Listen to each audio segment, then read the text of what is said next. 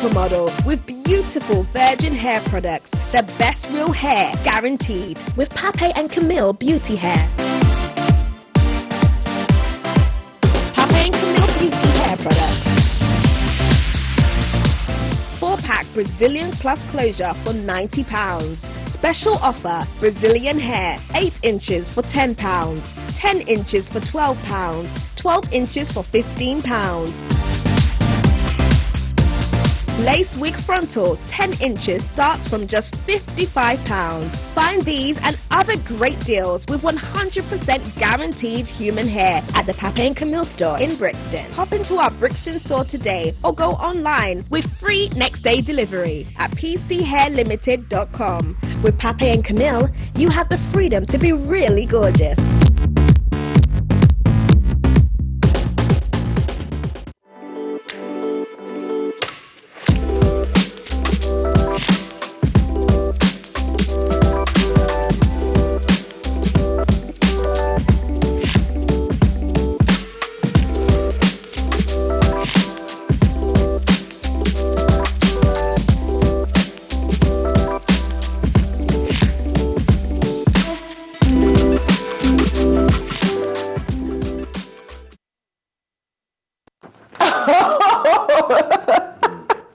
I'm sorry, sometimes you just catch you in the act.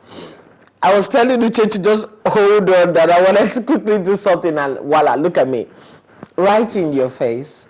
Thank you very much for joining me this beautiful, lovely, rainy day. My name is Rose Peter Graham, and this is Roseonallside. Yeah, I'll have to say that again. Thank you very much for joining us. And Christmas is just around the corner. And what are your plans? What are you eating on that day? Not rice or roast potatoes. It's usually the culture. But of course, this time around, I guess a lot of people will just make a difference about it. And I have told myself that this Christmas, I am not sleeping. Because in the last 10 years, most Christmases, I just lock myself indoors and I sleep. This time around, I would love to go out there, embrace new people, eat something different, something new, just celebrate the glorious day with, different people across the globe the best way you can. Like, I'm really smiling because I'm happy. I'm starting this program on a good note, and I hope that smile remains.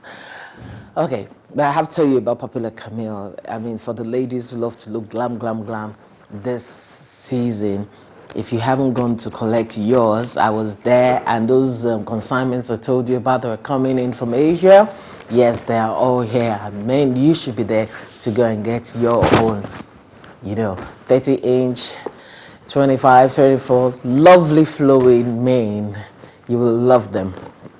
That said, last week we talked about Anthony Joshua's fight in Saudi Arabia, and voila, he won. So we're all excited, so excited. Yeah, there's some people might have a reservation about the fights and blah, blah, blah, but we're excited. Our son won. Hippie skippy. Yeah, beautiful. Congratulations to him. And then, okay, so that's it.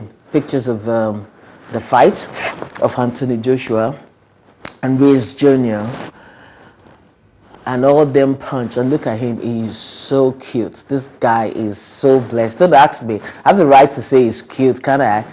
Shouldn't I? Look at him, he's well sculptured.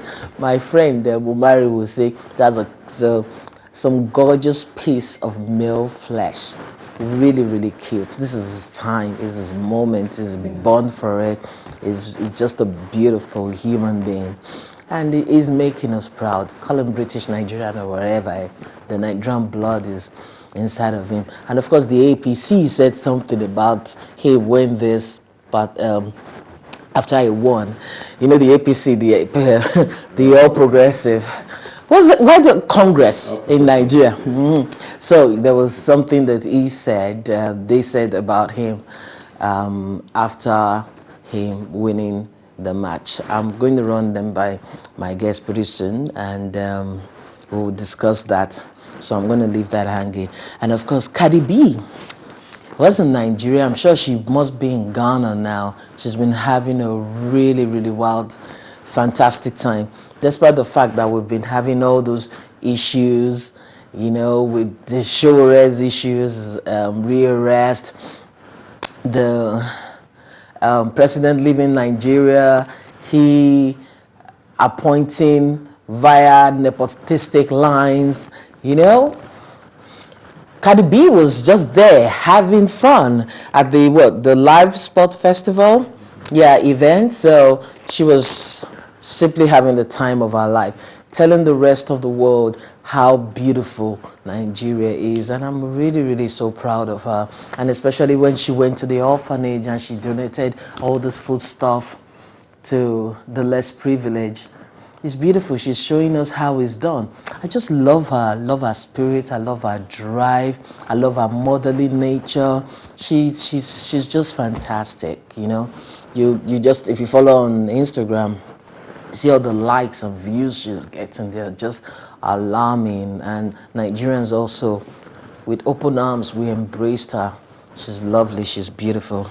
Okay, so we're going to leave that. We've been talking about governance in Nigeria, and we've been sad about the occurrences, and of course, given the fact that some of us actually fought for a change, for Nigeria to acquire that change that the party in government actually sold to us. We thought we were in a worse situation until we found ourselves in this draconian rule of what the Punch newspaper have told the rest of the world now, that we should be calling Mr. President Major General Buhari's regime. So let's not fool ourselves. Him changing from the uniform to Agbada and telling us we're in a democratic system of government when he's busy running it as if we're in a military era. It's a shame. And for the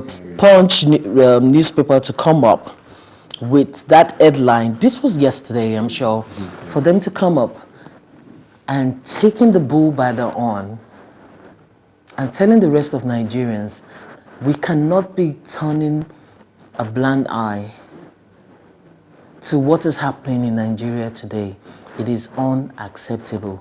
Nowhere in the world, not in the 21st century, should we allow such things to be taking place. So they put out this statement. They said, as a symbolic demonstration of our protest against autocracy and military-style repression, Punch on all our print newspapers, the Punch, the Saturday Punch, Sunday Punch, Punch Sports Extra, and the digital platform, most especially punch.com, will henceforth prefix Buhari's name with his rank as a military detector in the 80s, Major General, and refer to his administration as a regime until they purge themselves of their insufferable contempt for the rule of law.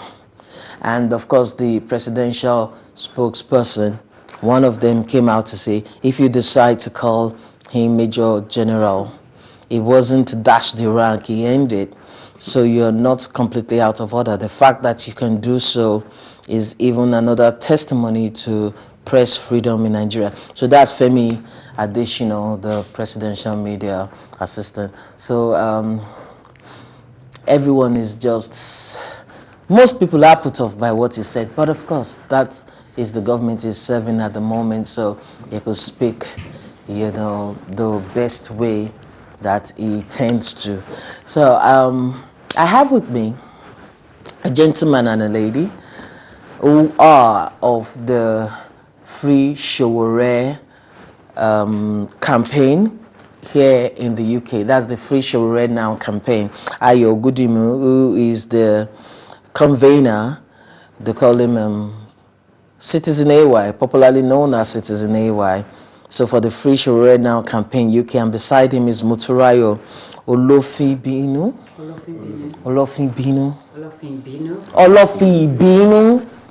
Okay, so she's also of the Free Showore Now campaign UK. Thank you very much for joining me. It's good to have you.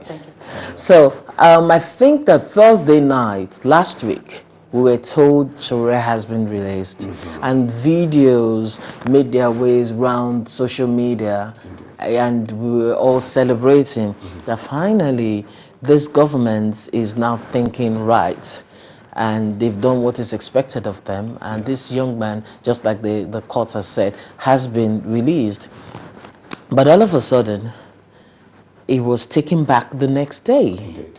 And then we had that drama which ensued in the court of law. And yeah, so it's just got also several events just kept on unfolding about it. So what was it like for you and other members of your organization? Well, initially, I'm sure when we first heard about it, was one of the first things we wanted to do was like actually when we first had the rumors, we had rumors that he'd come out and he was going to be released and everything else. So one of the things I said was like, before we say anything, can we confirm it?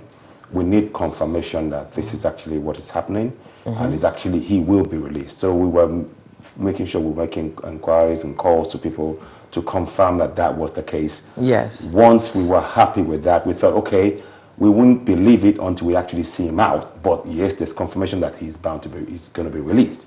So we were thinking, okay, great. You know, I mean, one first for me personally was so like incredulity that what, you're actually going to release him, you know. But then at the back of my mind, I kept thinking, let's see what happens. I just kept saying, let's see what happens. I remember doing a live broadcast and saying, look, guys, he's going to be released, but we keep our eye on what is going on. We don't know, we can't trust this government. And I did say that on a live broadcast a few hours before. And I said, let's just watch what's happening. Let's keep an eye on what's going on. Yes, it's been released. Now we can see it's released, but, you know, and I mean, I was gobsmacked that it was even released at all. I was. But I kept thinking there's got to be something more. There's something that keeps going on, and you keep thinking, something's bound to happen here. What is it? And you know, and of course, sure enough, you know, to even hear him say that in the courts, out there in the courts, that look, they told him they're going to rearrest him. In fact, I had him say that they told him when he was being released that same night, here's 100,000 naira pounds because he was told to pay a fine, but spend it well because you're coming back pretty soon, and this time you're not going out. I mean, how can you say that to a man that's done nothing wrong? What kind of governance is this? Okay, so do we have that video? There's a video that went of the drama in court. You know, because we were completely flabbergasted. Yes, why would this kind of a thing happen in that hallowed chamber? So why? I mean, for you, what was it like?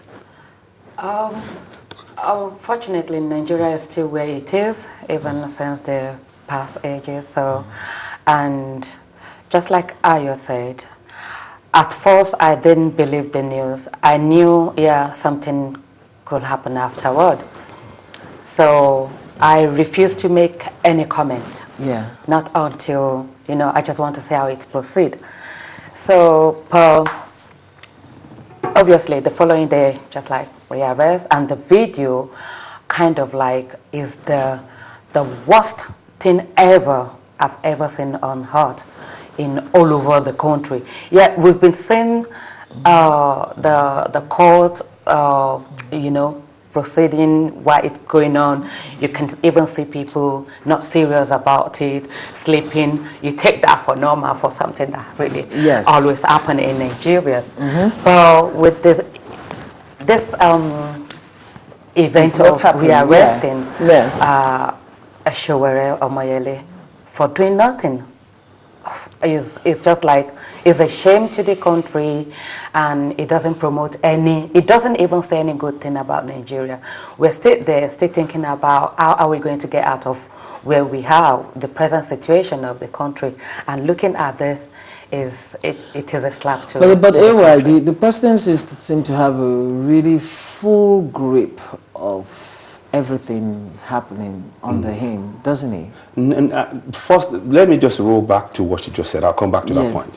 One of the things I would actually want to say is, let's not forget, Showore was actually injected with an unknown substance. No. We're going to get that. We will come to that. Yeah. But anyway, I'll come back to what you're saying in terms of the you know what? Let me also leave that angle. Let's talk about that, because how are we so sure? Because I saw videos. There's a picture of this man who Ibrahim Bawa. Yes, Ibrahim Bawa, and he's a son of Nigeria. That is a lawyer who allegedly struck Showore with poisonous substance.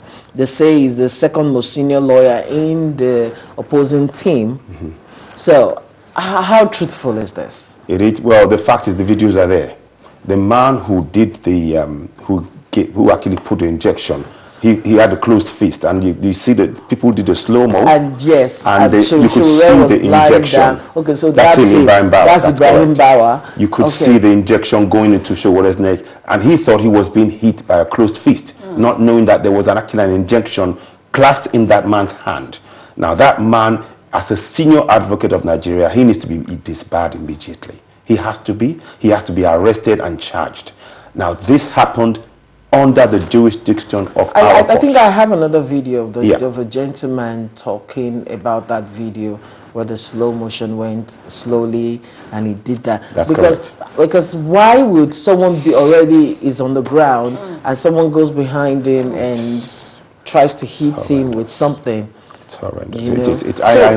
I'm lost for words. Look, you see, this just shows you how little regard the government of the day, the junta, military junta, has for the human rights of the citizens. Do you know any reason why they would be doing this? They believe that they are the law. They believe that they are the law, and they can make and break the law, whatever they want. To try to put down Showore so that what happened with Nnamdi Kanu would not. But the fact of the matter is that no one is above our law.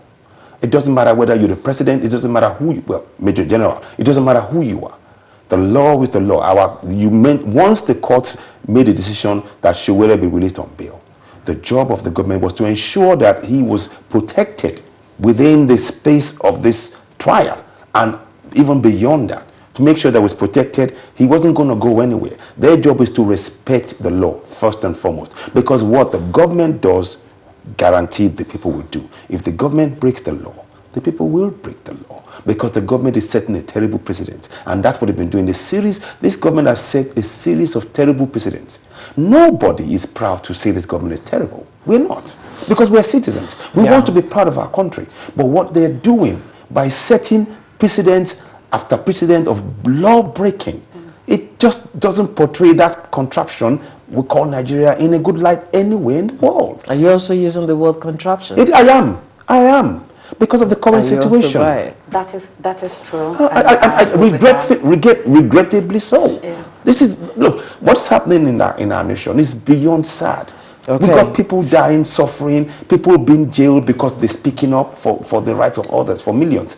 So Showore has been injected. He needs to be released now. Yes, they've done an initial test, but we need a proper test done outside of the country. Okay, beyond all the accusations and the DSS also writing back and stating their own position, that they're law abiding and all those talks, has anyone been able to reach Showore? There have been contact made. There's been contact made with him, and people have talked, and we've got feedback about certain things. But obviously, at the end of the day, the long and short of it is that he's still back in the hands of the government. But he's healthy. He's okay. He's okay. He's okay as of now. There's still some things that have been checked. He's okay as of now. But like I said, unless we have a full, complete check, firstly, we need to understand what was injected in his neck. We still don't have that information. But was he able to report back that he felt, Well, he felt it was. Well, you heard him say. You heard him say that, why are you hitting me? He said, why are you hitting me? You can play it back. He was saying it as the guy hit him on that part. Why are you hitting me? He turned and looked at him. So we need, if the government is serious about respecting the rule of law, they should start with releasing Showore. Okay. That's the first place they should start. Nobody's arguing about whether or not they're in government. We're saying, as a government, the precedent they must set must be to comply with the rule of law. The judges the courts have said that decision, they must comply, nothing else. So we're hopeful that that would be done one way or the other. Okay, so viewers, we're going to go for a quick break, and when we come back, we have another guest joining us, and we'll continue this discussion.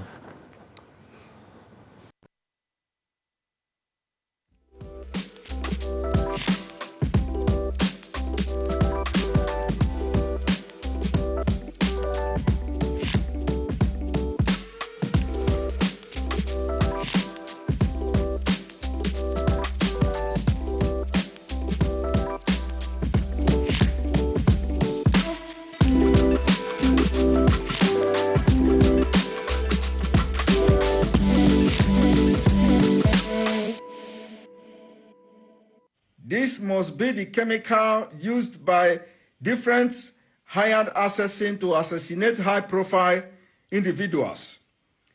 They just need to touch, the syringe will be very short, and immediately it touches your skin. It is like, it works like acid. It touches your skin, and immediately the chemicals goes into your body, it starts to develop. And the person starts to die gradually.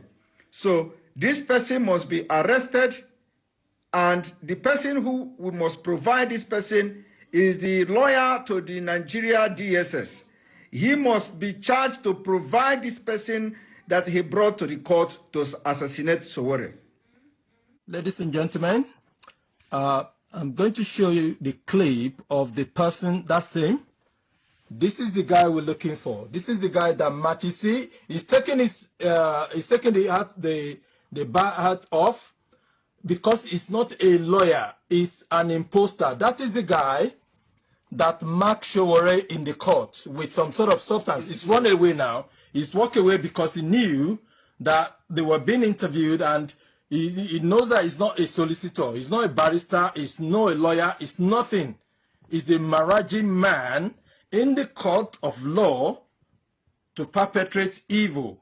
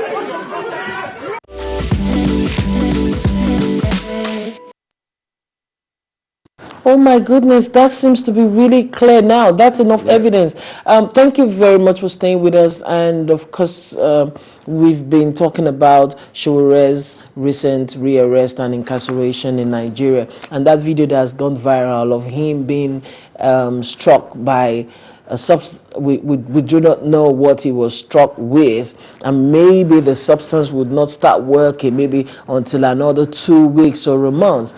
But we could clearly see him being held down. I've actually been watching that video, but it hasn't been this clear. You know, of the man going to hit him, you know, behind his neck, and the other guy held him down. It's obviously a planned work. Okay, so Mr. Fatai Ogunribijo, our resource person, is journalist, social, political analyst, is just joining us also. Thank you very much, Fatai. Yeah. It's always good to have you. So, I mean, you've seen that video. Yeah, that's right. Yeah. What is your take? I think we have every reason to raise the alarm, because we see the level of desperation of this government to hold on to power. We see suppression every day. We see deprivation. We see humiliation. More or less, Nigeria has slipped into this one-party state now, because that's why I'm commending the effort that Punch newspapers made yesterday. Yes. That, henceforth, Buhari is going to be referred to as, that has been addressed right on the platform of his military rank, and indirectly, the world is being told that already in Nigeria, democracy has been truncated. Yes. That is the message to the entire world. Yes. And every thinking person must think along that line, that in Nigeria, there is no way a democratic system should be run the way it is run in Nigeria.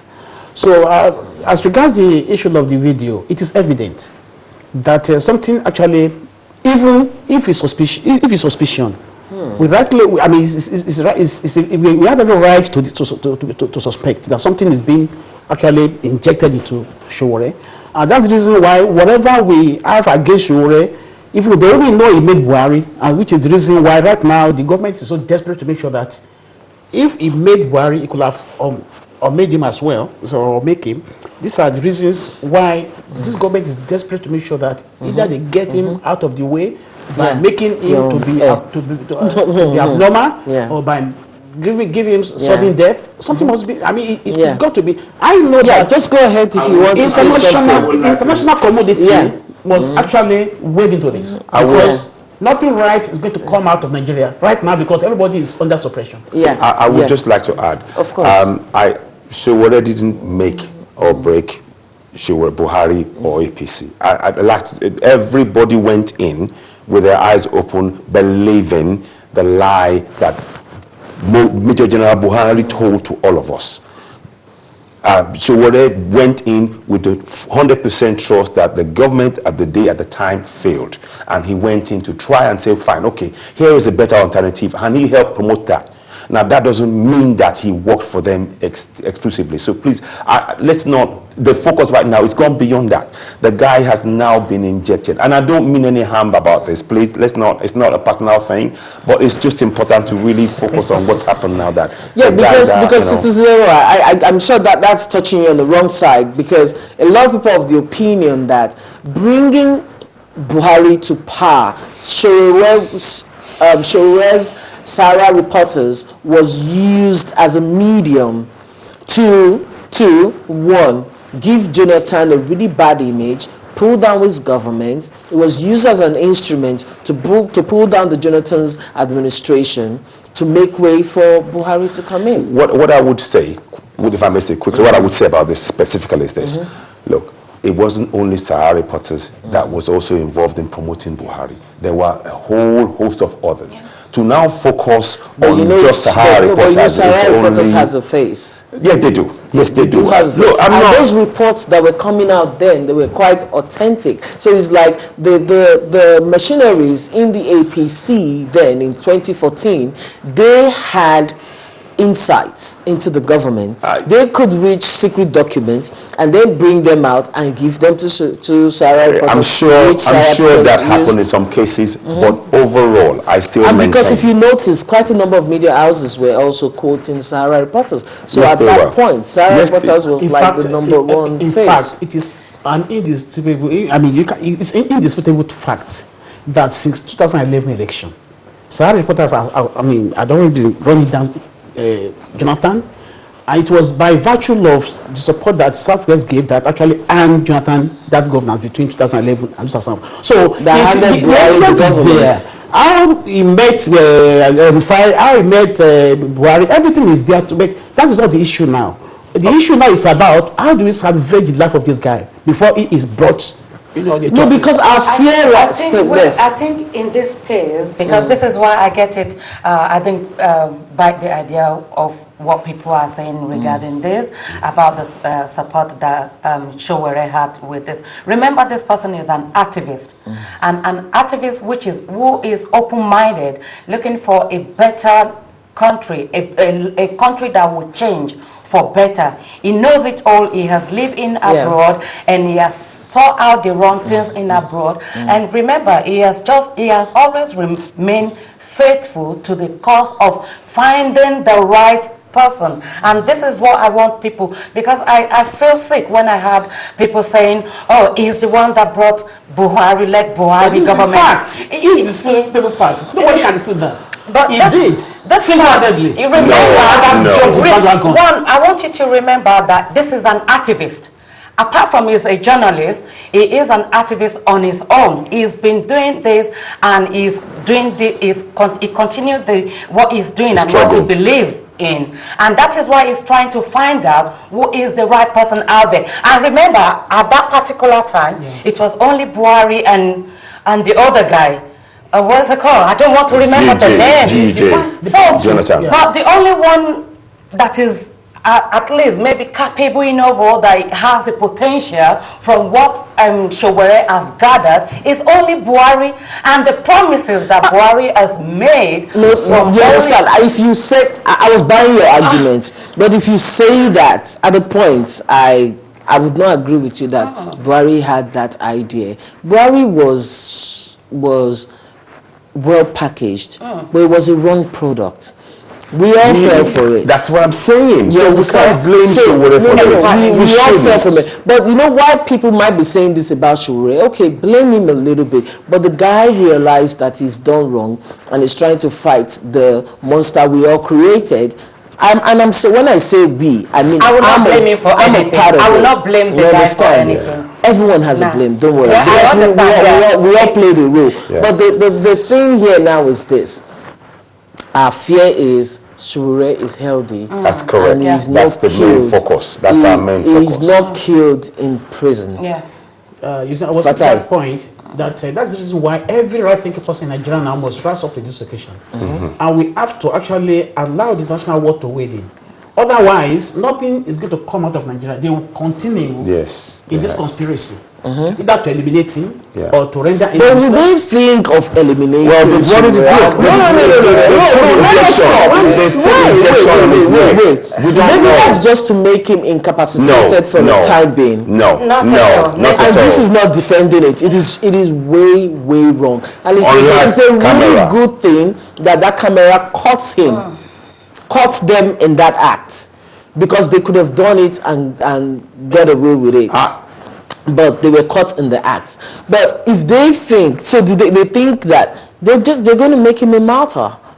This is the thing. But we don't even want. First thing, this is the government must, again, at the utmost urgency, they need to release Sowore as stipulated by the courts. Nothing else will suffice. They must, because now a senior advocate of Nigeria, Ibrahim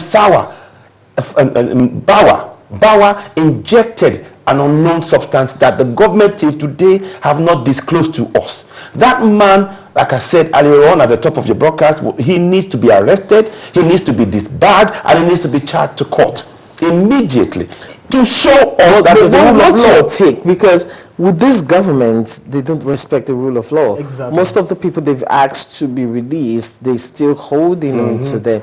And I think this is a very peculiar character of Major General Buhari. I'm sorry, I just love the idea that Punch newspaper came out with this, calling Buhari a Major General. And I so buy into it, and I'm just so going to do it.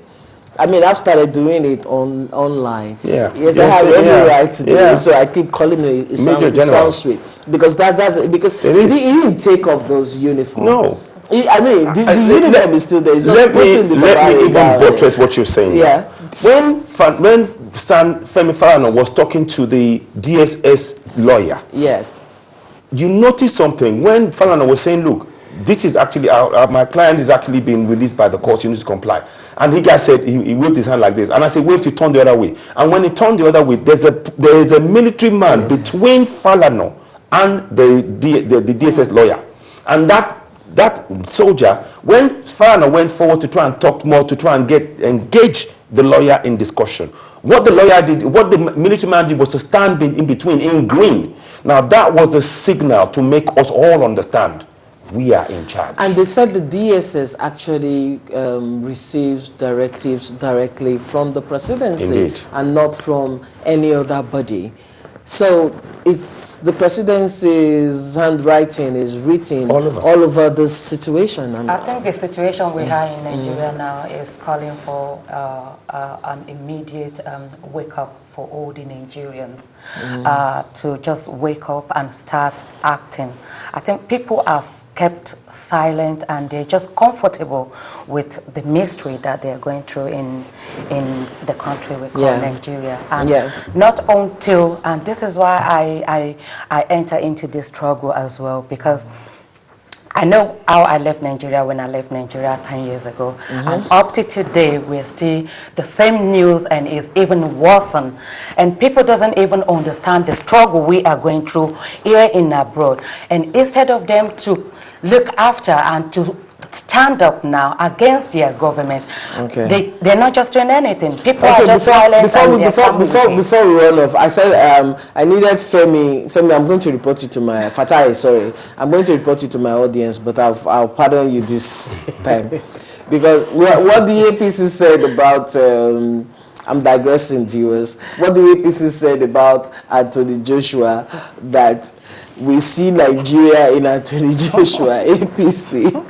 That was the headline after Anthony Joshua won. So I needed your opinion on this.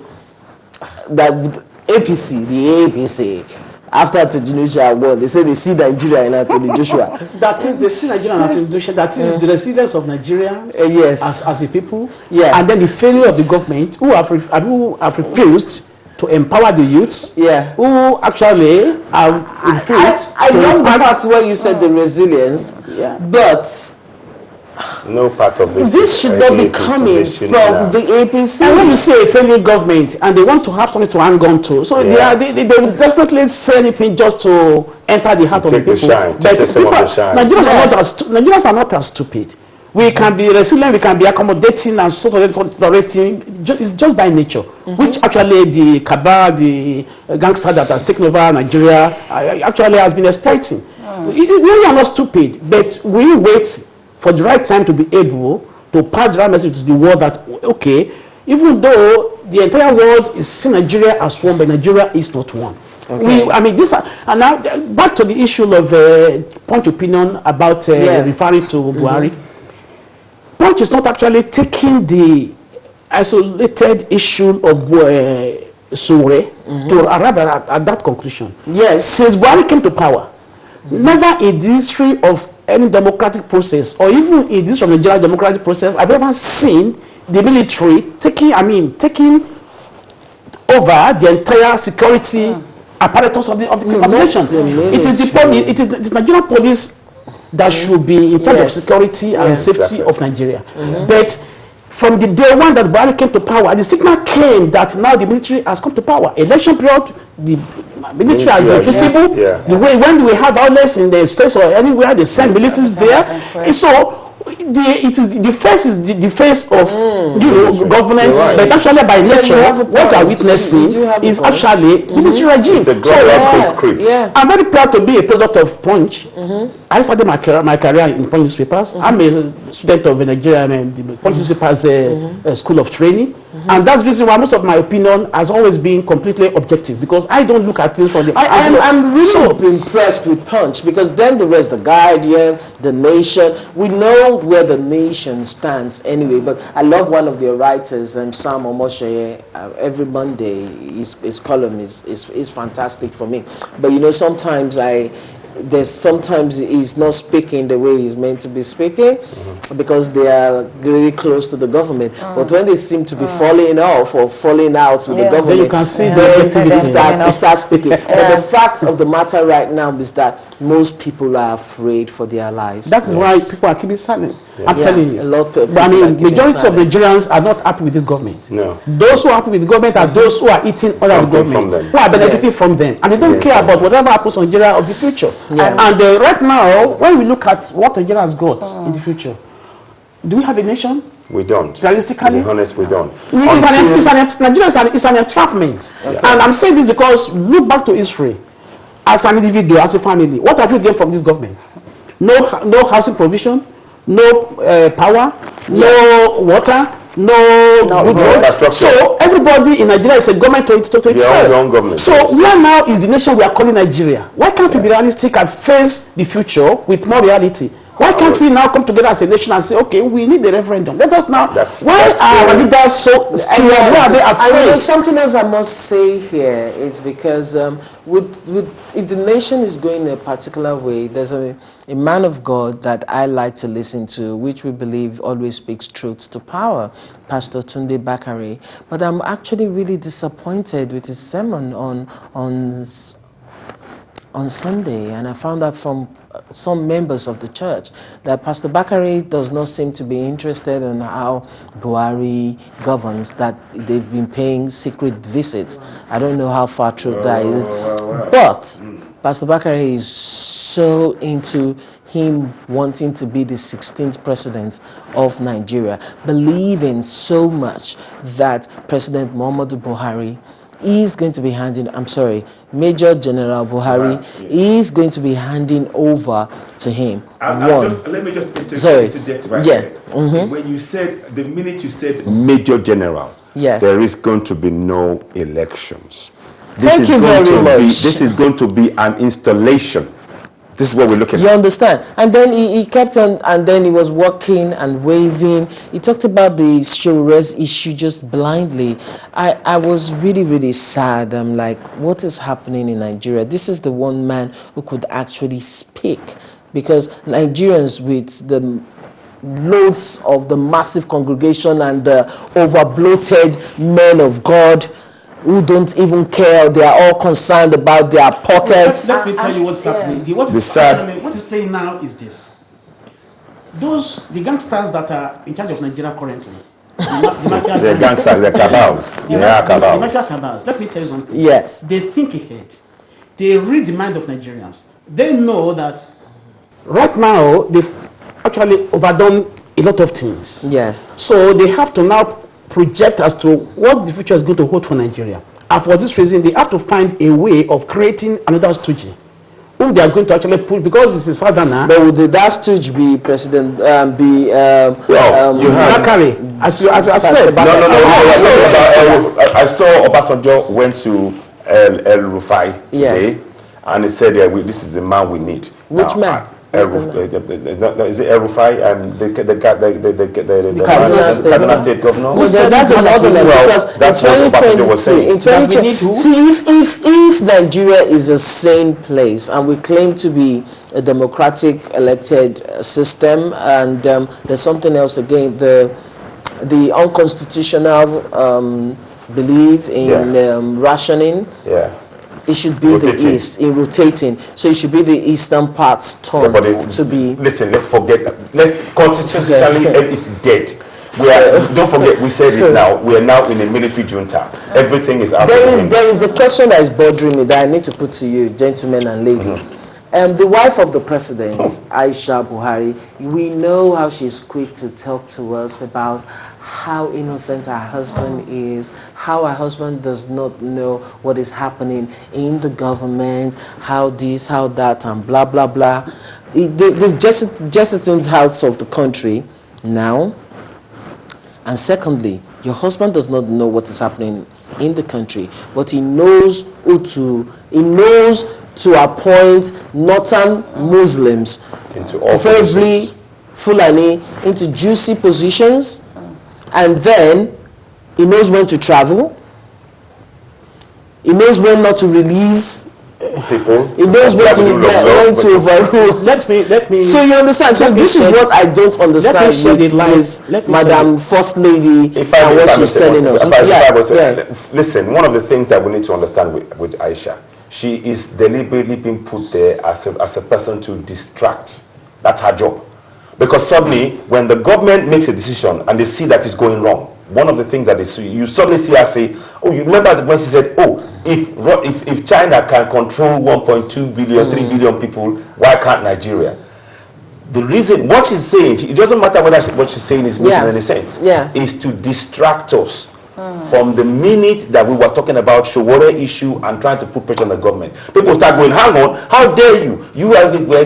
So people are already, her job already. She has been the most outspoken first lady. And let me explain something to you. As much as she's speaking, she doesn't mean to, she was not the one elected. She's part of them. Now, let me explain this to you. She wasn't the one elected. You see, we have to be tactical in our own thinking.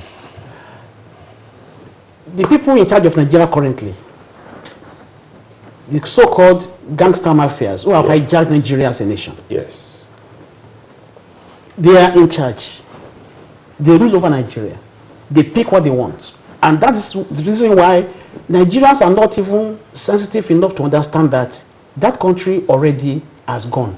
It's gone. We are in an Arewa nation now. That is northern. Exactly. We are in northern Nigeria, no more Nigeria as a nation. Exactly. This is the reality. Yes. And I can assure you, Buhari, Major General Buhari is not in charge of this government. His cohorts I don't think who have projected he's not in charge. He is not in charge. The cohorts who have projected a Fulani nation are those who are making except if you Aisha Buhari knows what she's talking about. She knows only that she doesn't want to over. I would respectfully disagree.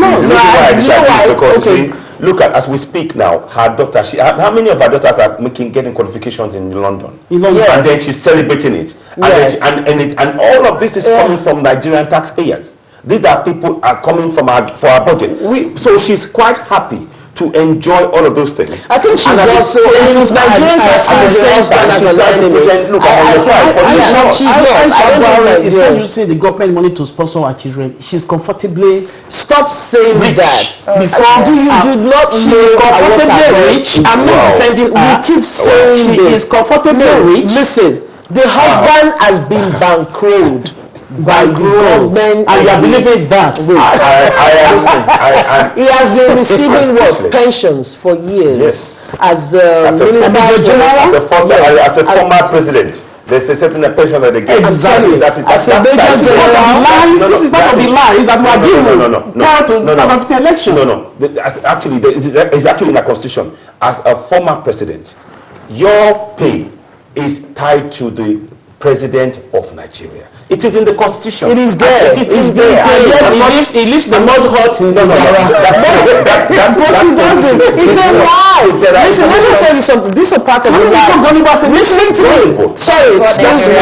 Hello, excuse me. Thank you. I think I've heard this from Pastor Tunde Bakare when he was trying to sell Buhari to us, when he told us that Buhari's longtime cook is an Igbo man, that he lives in a hut, he doesn't have a house in Abuja. He was part of those who sold us these lies. And I felt that he would have traced back his step to be speaking truth to power, like he usually says, and us having the Nigeria of our dreams. But the way it's going now, I do not understand. And the way where Nigeria is heading, especially when we have forthright thinking people like the former governor of Lagos State being really quiet these days. Well, there is something going on behind the scenes, that's for sure. If Tinubu is vividly quiet, it's conspicuously quiet and not saying anything about the whole myriad of problems going on. We have a man that's been injected in the neck. Nobody, the government is refusing to comply with the rule of law. There's international press, people, government are going against this government by the day, and there's pressure mounting from the likes of us in Free UK and the others in US and other places. I think that there is more we need to do. Much more. Nigerians in diaspora. I think we could actually speak. Hopefully, they will not send such injections to us.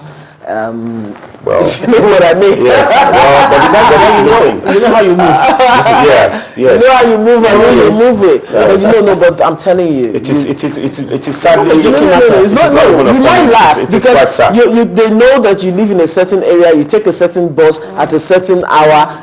If they want to get you, they can always get you. But you see, the good thing is the thing is they cannot. This is not their jurisdiction. We need to remember that. Yes, and they can't do that like what the Russians do. They can still do it to the embassy.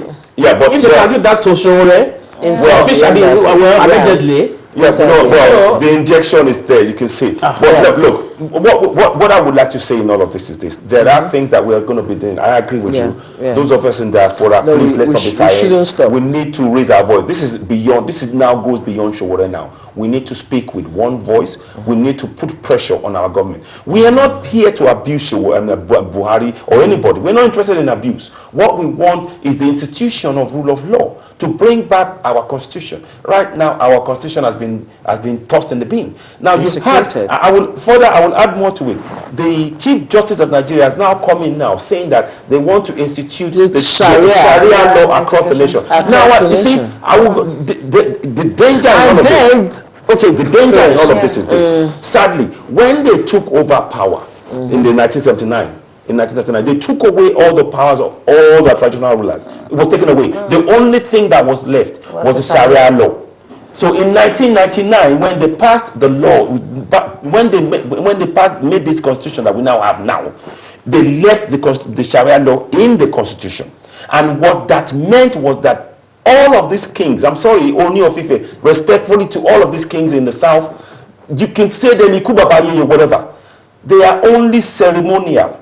They are purely ceremonial since 1979. It is none of our they cannot provide solutions to any of our problems. That is why we the people need to collectively stand up, both at home and abroad. And also, what's your take? The show needs to end soon. But what's your take, very quickly, that President Buhari has opened our borders to Africans, that they don't, every other person. Well, that's what the governor of Bauchi wanted. That's what he said. He said that. The governor of Bauchi said it. And they don't need visa to come to Nigeria. Let me explain to you that in a nutshell. Yeah. Right now, as we have seen all the evidence that Nigeria is to be Fulanized. Completely Fulanized. So when they are trying to say that they're not opening it, but that is they are not encouraging the influx of Fulanis from Nigeria. And so I can assure you that's the reason why many people who are rich in South Nigeria are being incriminated as one as being this and that. How many hardcore Fulanis have you seen that the government has actually brought to book for over corruption? And yet they control the largest part of the Nigerian oil rigs. Okay. So we have to be realistic, and we should know that Nigeria is not united as we are. So the onus now is on South Nigeria to come together as one and replan their future. Otherwise, the future of the youth in southern Nigeria, the life of every business, we've got to go down. Complete. Thank you very much. Please, we need a revolution. We need a revolution. As it starts now. As it stands now. Thank you very much, viewers, for joining me. Okay, so I've been speaking with Mr. Ayo Gudimu. Citizen AY is the conveyor for the Free Showore Now campaign UK. Moturayo Olufinbinu, and she's also of the Free Showore Now campaign. And of course, Mr. Fatai Ogunribido, a journalist, my colleague, of course, a socio-political analyst, and of course, who is of the Punch newspaper. And I remain Rose Peter Graham. Thank you very much for watching. Take care. Bye-bye.